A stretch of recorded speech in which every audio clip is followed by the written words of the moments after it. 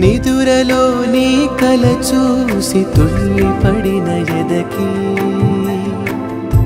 ఏ క్షణం ఎదురవుతావో జోల పాటవై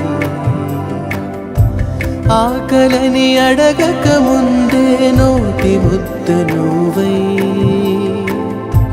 ఏ కథలు వినిపిస్తావో జాబిలమ్మ